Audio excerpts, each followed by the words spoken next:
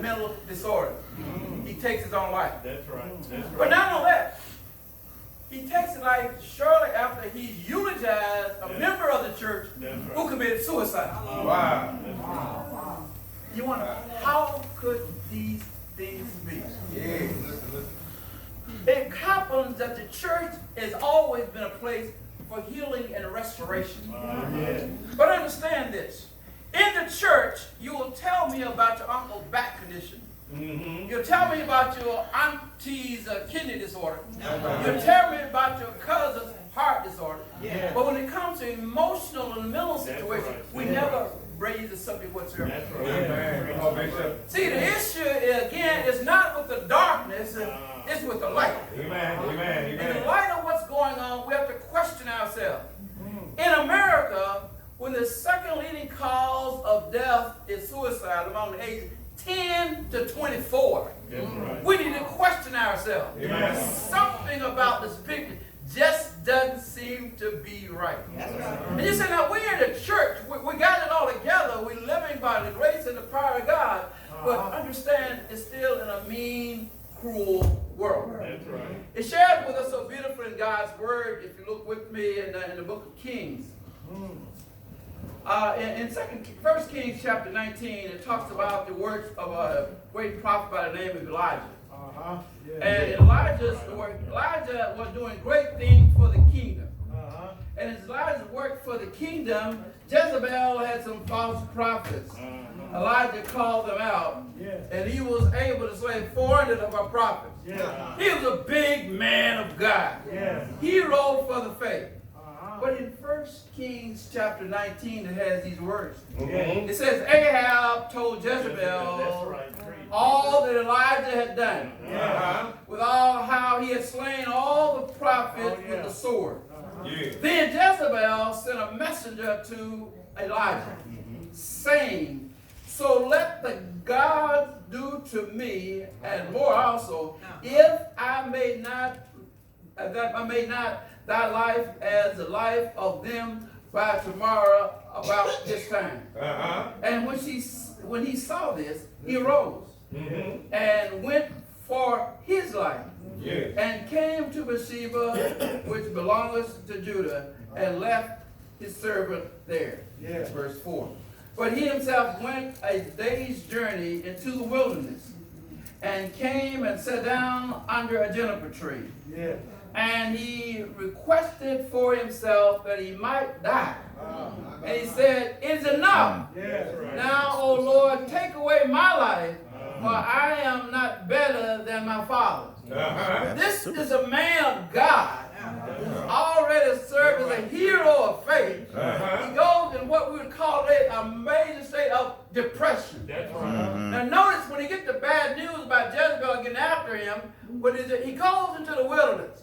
When people sometimes are going through challenges, rather than connect with the church, they back away from the church. They go into the wilderness. And he had gotten down to such a lower state emotionally, he said, just Lord, take my life. I say again the word of Bishop Jones said, my soul, O Lord, is much distressed. I need a hiding place. I flee unto thee to hide. Where else, O Lord, can a soul find rest? I flee unto thee to hide. You need to understand, Dr. Jared Wilson and other people all around here are suffering and challenged. People in our congregation. Well, let me look at it. I mean lay people. I mean deacon people. I mean pastoral people. I mean bishop people. I mean people are suffering. Was amazed last spring when we were having our 4 days of prayer conference call every Thursday night. Many requests were asked for depression. My depressed son. What's going on here? See, like it's an epidemic going on. No, it's the real world. And the church is on and up. We got people who got problems. But there is an answer in the church. My soul, O Lord, is much distressed. But I flee unto thee.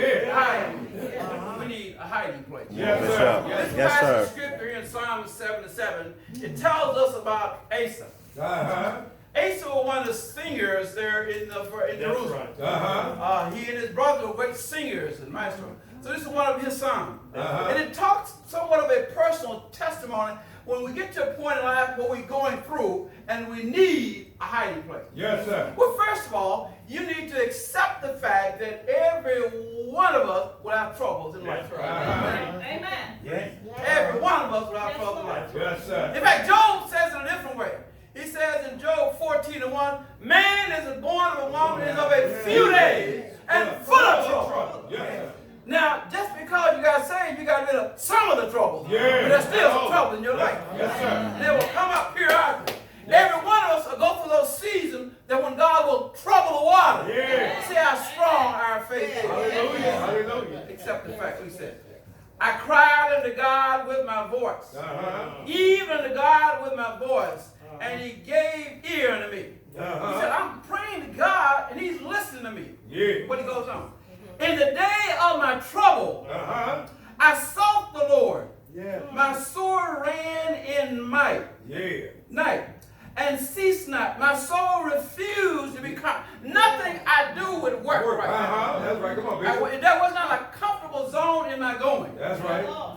He said, I remembered God and was troubled. I complained and my spirit was overwhelmed. Yeah. Even I cried, God, it looks like it's even getting worse.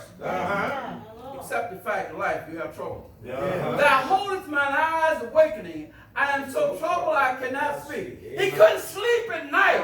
And he couldn't speak by day. He was depressed. He was just out of sorts. Look, he sung in the temple. Yes, sir. He knows the word of God. He knows how to worship God. But now God has allowed a spirit of trial and trouble to come in his life. See, nothing happens without the power of God. Amen. Once you give your life to God, God indeed takes over his sovereign will over your life. And when trials come your way, it's not by accident. It's by intention. God knows what he's doing. But you need to learn what you need to do. I flee unto thee.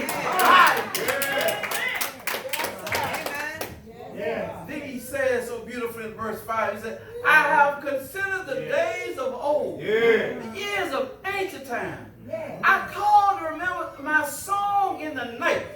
I commune with my own heart, and my spirit made diligent search. I can remember when we just sang a hymn and it would lift up her spirit.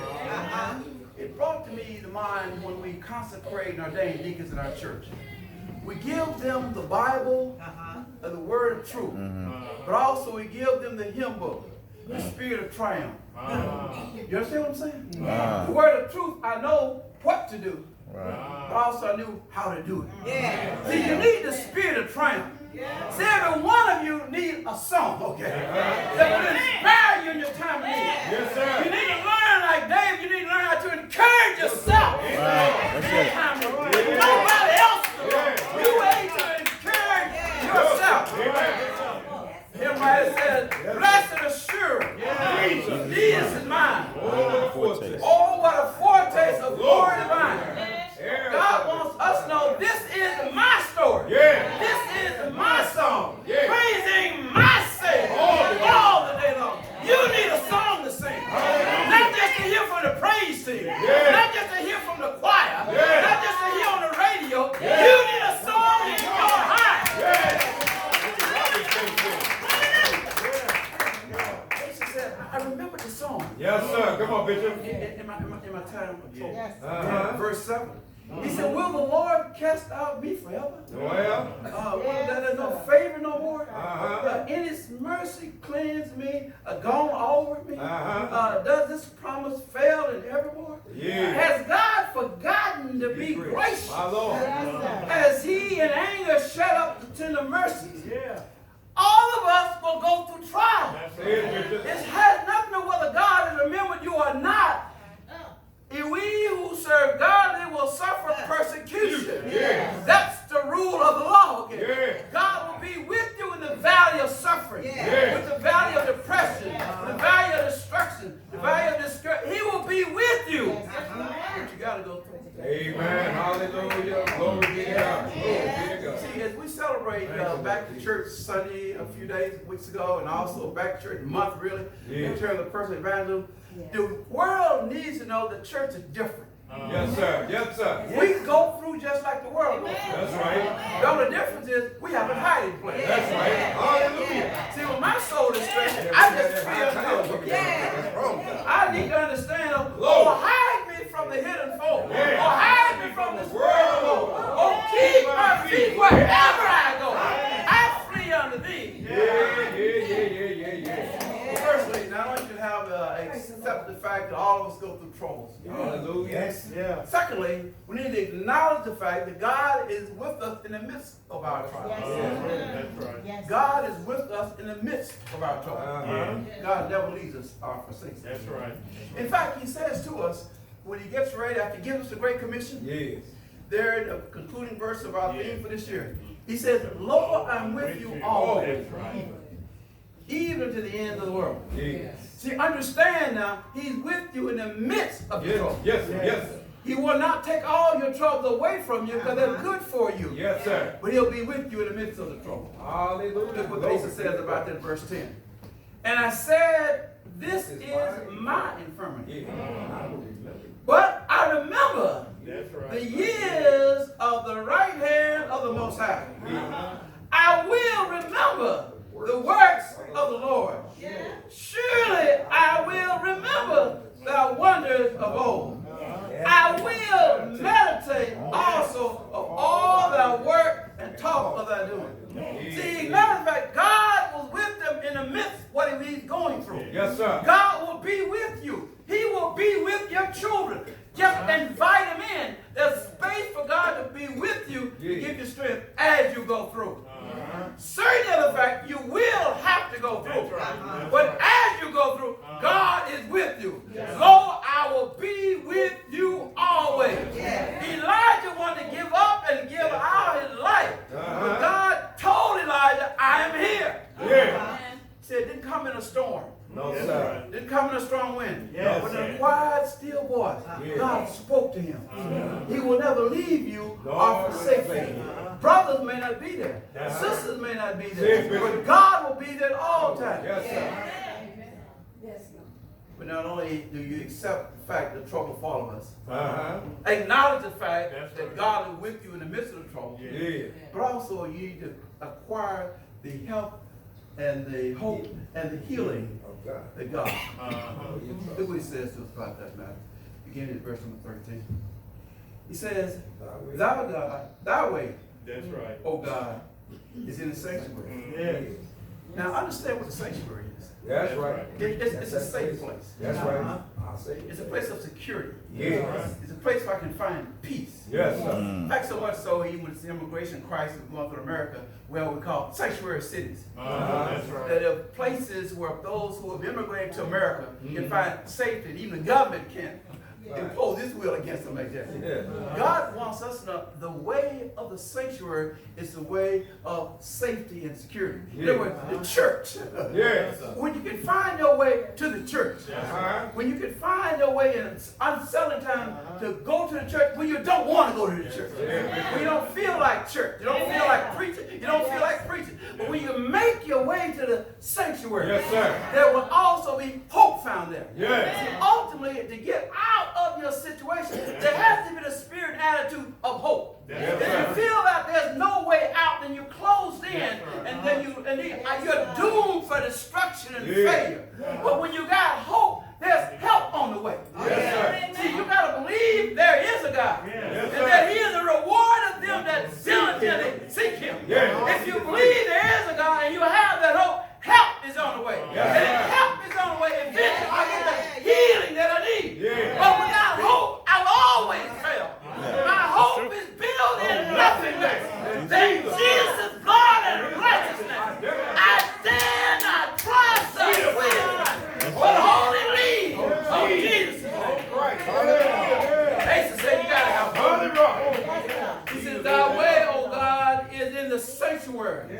Who is so great a God as our God? Thou art the God that does wonders. Thou hast declared thy strength among the people. people. Yes. He reminds us my hope is in Jesus Christ. Yes. My hope is in the one who saved me. Yes. And who also keeps me saved by his grace and his mercy every day of my life. And finally, verse 15, thou hast with thy arm redeemed thy people, the sons of Jacob and of Joseph. For every generation, by the strong hand of God. Come on, Bishop. No matter what you are going through, Yes, sir. no matter what your children are going through, Come on, no Bishop. matter what your family is going through, the strong hand of God can Yes. pull you out. Yes. John says so beautifully in the second verse. He says, when storms arise and thunders roar, I flee unto thee to hide me. Yes. Though I am weak, despised, and poor, I flee unto thee to hide me. In the last verse it said, until our Lord shall come again, I flee unto thee to hide me. Till everlasting peace shall reign, I flee unto thee to hide me. Oh, hide me from the hidden. Oh, hide me from this world of woe. Oh, keep my feet wherever I go. I flee. Hallelujah. Church, you need a hiding place. Yes. Understand?